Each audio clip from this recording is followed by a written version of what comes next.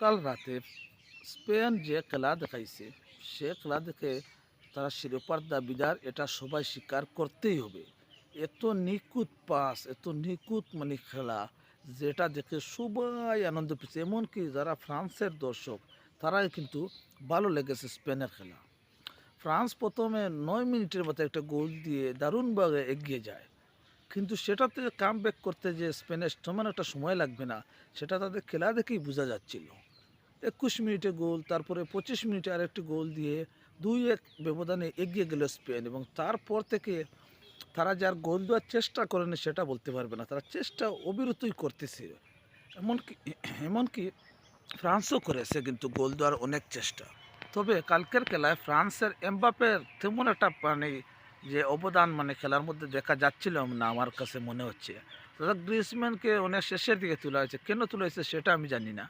তবে স্পেন এত নিখুঁত পাস দিয়ে অ্যাটাকের পর অ্যাটাক করে গেছে, এটা অত্যন্ত ধন্যবাদের দাবিদার। এবং তারা যে শিরোপা যদি নেয়, তারা যে একটা যোগ্য দল হিসাবে নিয়েছে সেটা সবাই স্বীকার করতে হবে এবং করবেই।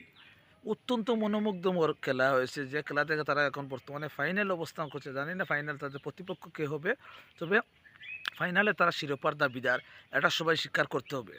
একটা রাত একটার সময় খেলা দেখার জন্য হাজার হাজার দর্শক মোবাইলে, অনলাইনে, তারপরে হচ্ছে যে স্টেডিয়ামে বসে খেলা দেখেছে, সবাই আনন্দ পেয়েছে।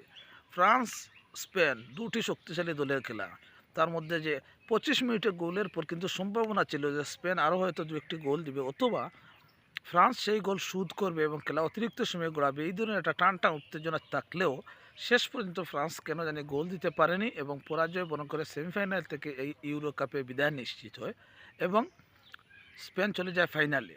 প্রিয় দর্শক, আপনার কী মনে হয়, স্পেন কি এবার শিরোপা নিতে পারবে?